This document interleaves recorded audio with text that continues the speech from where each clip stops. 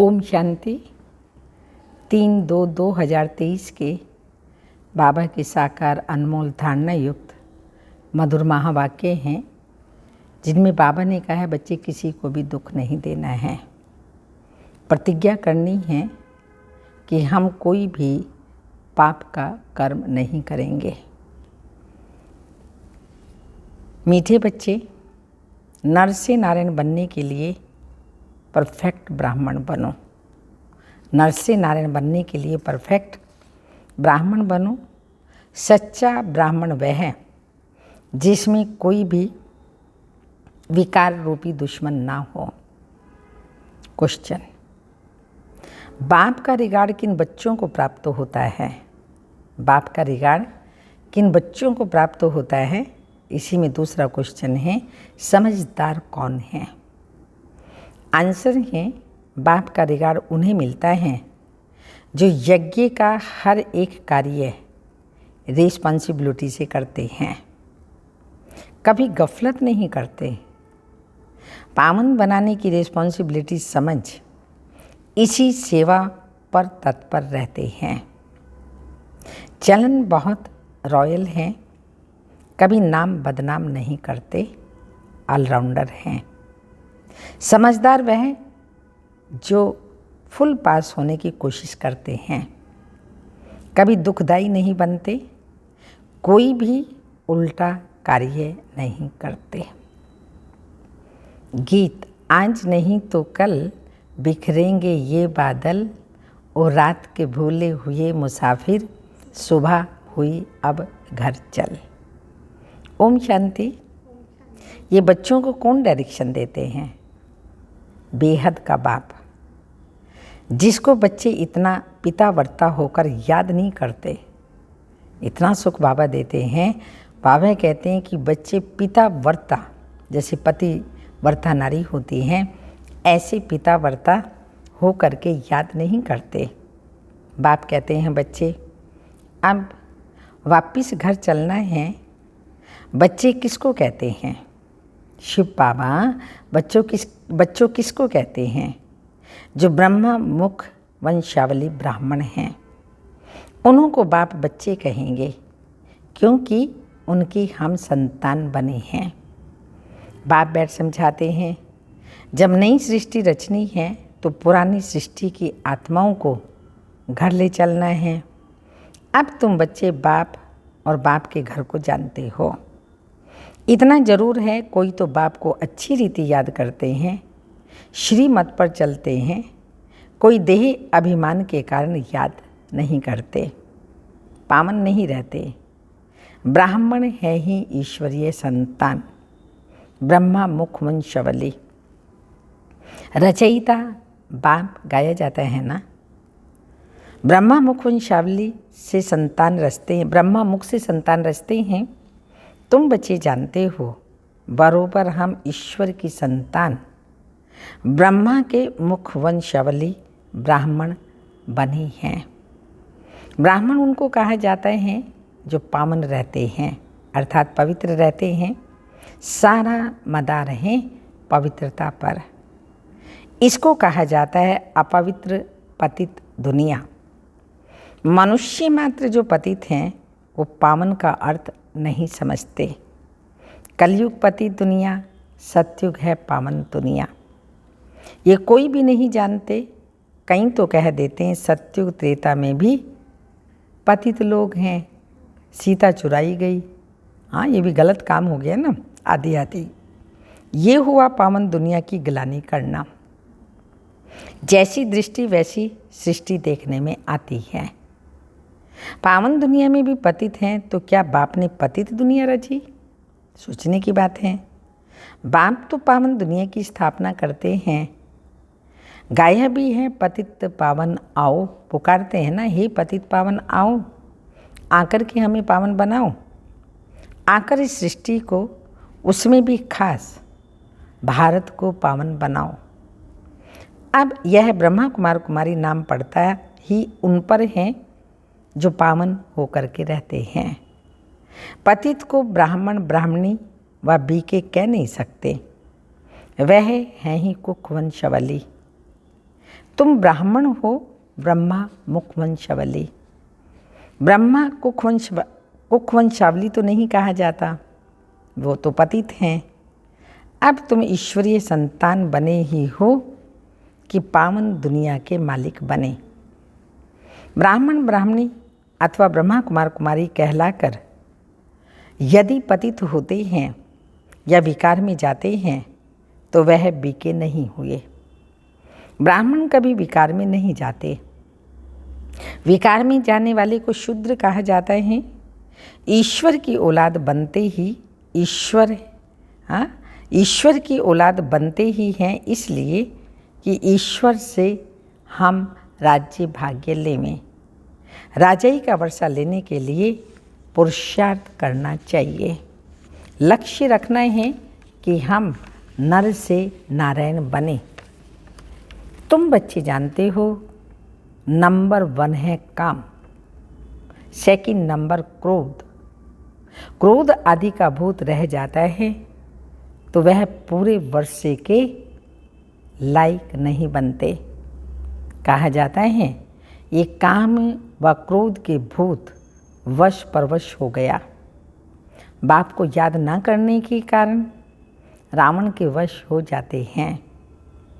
ऐसे क्रोधी व कामी नर से नारायण पद पा नहीं सकते।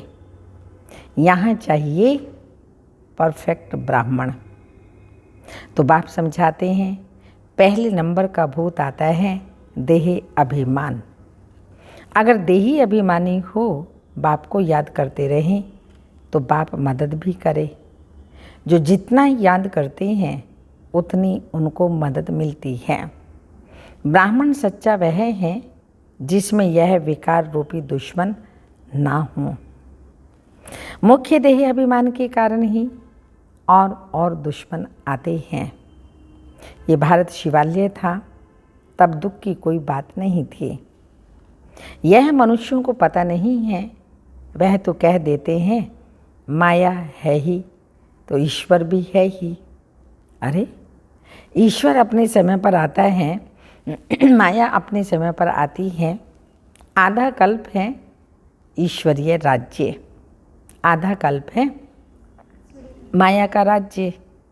यह समझानी शास्त्रों में नहीं है, वह है ही भक्ति मार्ग। ज्ञान का सागर एक ही बाप है जिसको पतित पावन कहा जाता है। जो बाप को याद नहीं करते उनसे पतित काम जरूर होते ही रहेंगे। उनको ब्राह्मण ब्राह्मणी कह नहीं सकते। बड़ी सूक्ष्म बातें हैं। शिव बाबा को याद नहीं करेंगे तो वर्षा कहाँ से मिलेगा।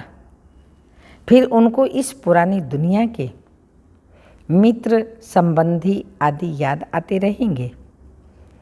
अच्छी रीति बाप को याद करेंगे, अच्छी रीति बाबा को याद करेंगे तो बाबा भी मदद देंगे। तुम कहाँ मुरली चलाने में मूंझ जाएंगे तो शिव बाबा प्रवेश कर आए, मुरली चलाएंगे। तो बच्चों को पता नहीं पड़ता कि शिव बाबा आकर के मदद करते हैं।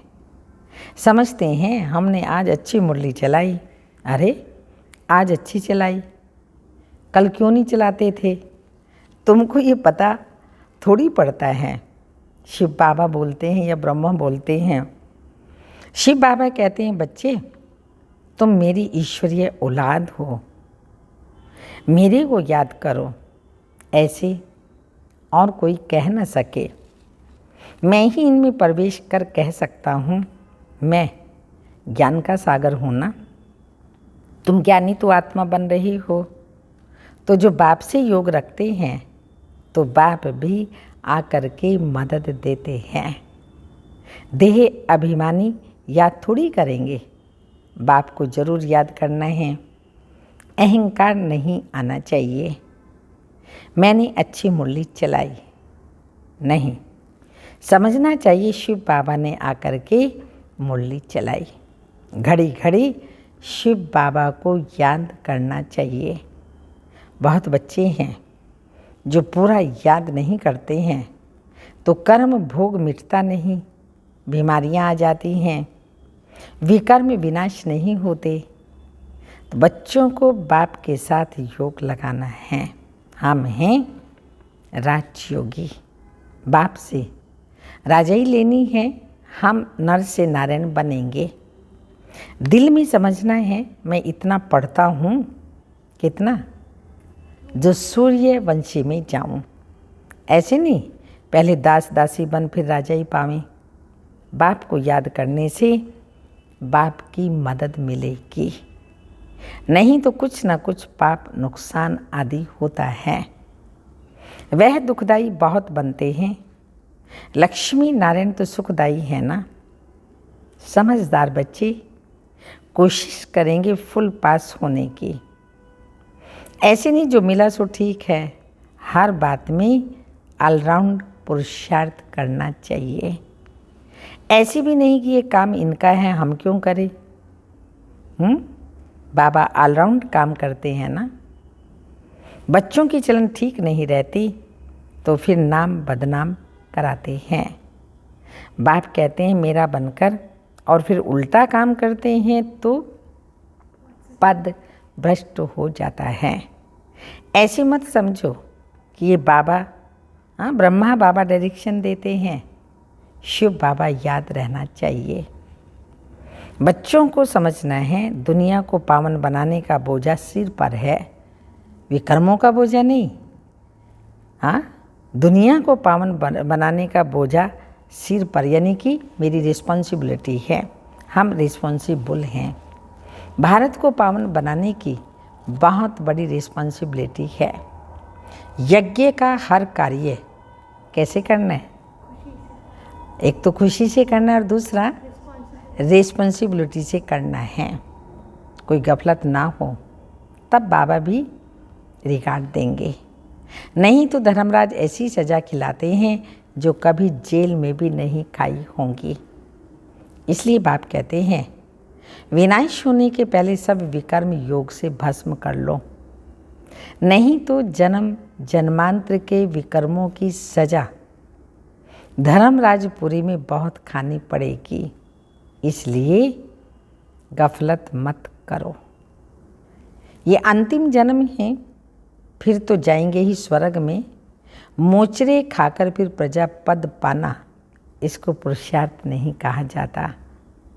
उस समय त्राही त्राही करना पड़ेगा। यह भी बाप साक्षात्कार कराएंगे कि बार बार समझाया था, ब्राह्मण बनना कोई मासी का घर नहीं है। ईश्वर का बच्चा बनते हो तो फिर कोई विकार नहीं होना चाहिए। इसमें भी काम महाशत्रु हैं। जो कामवश हो जाते हैं उन्हें ब्राह्मण नहीं कह सकते। माया बहुत पिछाड़ेगी, परंतु कर्म इंद्रियों से कोई काम नहीं करना। अभी तो वो समय नहीं है। अब तो बाबा कहते हैं ऐसा कोई व्यर्थ संकल्प भी नहीं आना चाहिए।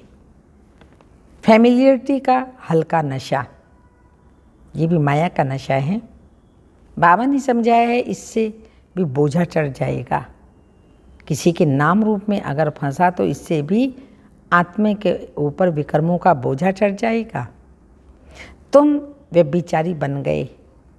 ईश्वरीय औलाद में ये काम क्रोध आदि शैतान थोड़ी होते हैं, वह शैतानी आसुरी गुण हैं।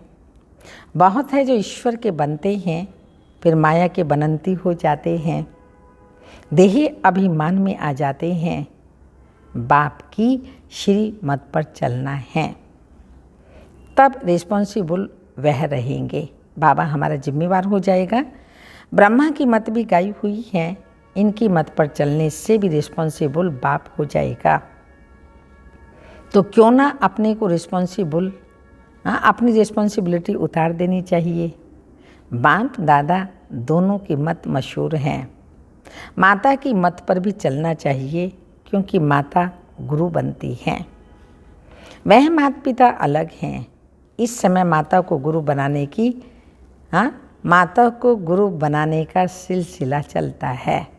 इसलिए शिव बाबा कहता है कि बच्चे तुम मेरे गुरु भाई हो। जैसे मैं मुरली सुनाता हूँ ऐसे तुम बच्चे भी गुरु की गद्दी लेकर के मुरली चलाते हो। तो इसलिए बाबा ने कहा गुरु बनाने का सिलसिला अभी चलता है। तुम पुरुषार्थ कर रही हो शिवालय में जाने के लिए। सत्युग को शिवालय कहा जाता है। परमात्मा का एक्यूरेट नाम शिव है। शिव जयंती भी गाई जाती है। शिव को कल्याणकारी कहा जाता है। वह है बिंदी। परमपिता परमात्मा का रूप है ही स्टार। सोने अथवा चांदी का छोटा स्टार बनाकर टीका भी लगाते हैं। वास्तव में वह एक्यूरेट ठीक है और स्टार रहता भी भ्रकुटी में है, परंतु मनुष्यों को ज्ञान नहीं है। कोई फिर त्रिशूल देते हैं, त्रिनेत्री त्रिकालदर्शी की निशानी यानी दिव्य दृष्टि, दिव्य बुद्धि की निशानी देते हैं। अभी तुम बच्चों को इन बातों का ज्ञान है। तुम चाहो तो स्टार लगा सकते हो। अपनी निशानी सफेद स्टार हैं। आत्मा का रूप भी ऐसे स्टार मिसल हैं। बाप सभी राज समझाते हैं, सावधानी भी देते हैं। बी के वह जिनकी प्रतिज्ञा की हुई है पाप का काम कभी नहीं करेंगे, ये याद रखना। किसी की दिल को दुखाना नहीं। अगर दुखाते हैं तो शिव बाबा का बच्चा नहीं ठहरा। शिव बाबा आते ही हैं सुख देने। वहाँ यथा राजा रानी तथा प्रजा हैं, सभी को सुख देते हैं। हम कोई पाप नहीं करते, नहीं तो पुण्य आत्माओं की दुनिया में इतना पद पा नहीं सकेंगे। हर एक की नब्ज से पता पड़ सकता है कि ये हमारे कुल का है व नहीं। तो बाप कहते हैं भगवानों वाच्य तो गाया हुआ है, हम तुमको राजयोग सिखलाते हैं। भगवान तो एक निराकार को कहा जाता है। तो कब आकर राजयोग सिखाएंगे? जरूर जब नई दुनिया स्थापन होगी। नई दुनिया के लिए जरूर पुरानी में आना पड़े। भगवान वाच्य हम तुमको राजयोग सिखलाते हैं। कहाँ के लिए? क्या नरक के लिए? पावन दुनिया के लिए। भगवान वाच्य मैं तुमको राजयोग सिखलाता हूँ, अर्थात राजाओं का राजा बनाता हूँ। बताओ कब आया था, वो कौन था, फिर कब आएगा? हाँ, बता दिया बाबा को सभी ने। सत्युग के लिए ही सिखलाएगा ना, बहुत सहज है। परंतु किसी की तकदीर में नहीं है तो बुद्धि में बैठ नहीं सकता। जैसे तत्ते तवे पर पानी डालो, छुन छुन गरम होकर के ख़त्म हो जाएगा। तो फिर समझना चाहिए हमारे सूर्यवंशी चंद्रवंशी राजाई का नहीं है, बाकी प्रजा तो बहुत बननी है। अच्छा, मीठे मीठे सिक्की लदे 5000 वर्ष के बाद आकर मिले हो बाप से वर्षा लेने। तो ऐसे बच्चों को माता पिता बाप दादा का याद प्यार। Good morning, diamond morning. रूहानी बाप की रूहानी बच्चों को नमस्ते। हम रूहानी बच्चों की रूहानी माता पिता बाप दादा को याद प्यार, गुड मॉर्निंग, डायमंड मॉर्निंग, ओम नमस्ते। धारणा के लिए मुख्य सार हैं, किसी की दिल को कभी भी नहीं दुखाना है।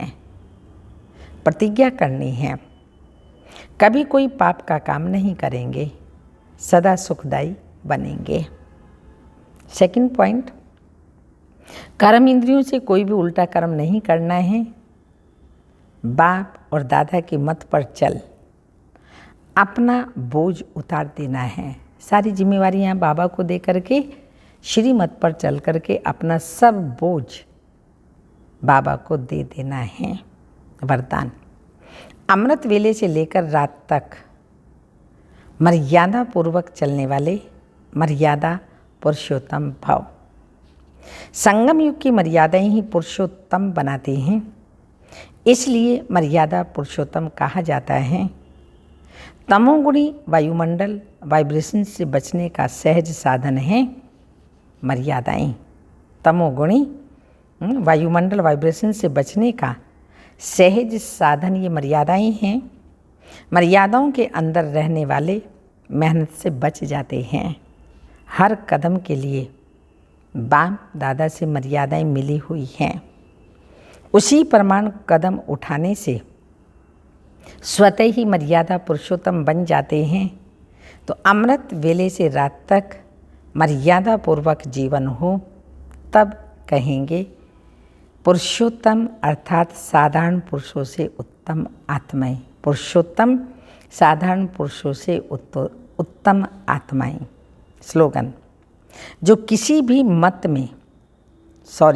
बात में स्वयं को मोल्ड कर लेते हैं, कोई भी बात है अपने आप को मोल्ड कर लेते हैं, वही सर्व की दुआओं के पात्र बनते हैं। जो किसी भी बात में अपने आप को मोल्ड कर लेते हैं, वही सर्व की दुआएं के पात्र बनते हैं। अव्यक्त इशारा है, पांडवों के लिए प्रसिद्ध है कि वह कभी प्रतिज्ञा से हिलते नहीं थे। आप सबकी प्रतिज्ञा ही प्रत्यक्षता को लाएगी। प्रतिज्ञा प्रत्यक्षता को लाएगी, तो सभी को 3 प्रतिज्ञाएं करनी हैं। कौन सी 3 प्रतिज्ञाएं? पहली, सहनशीलता का बल अपने में धारण करेंगे। सहनशीलता का बल अपने में धारण करेंगे। दूसरा, व्यर्थ पर फुल स्टॉप लगाएंगे। व्यर्थ पर फुल स्टॉप लगाएंगे। तीसरा, आसुरी संस्कारों पर पहरा देंगे। मेरे अंदर कोई आसुरी संस्कार ना आ जाए, उस पर पहरा देंगे। ओम शांति।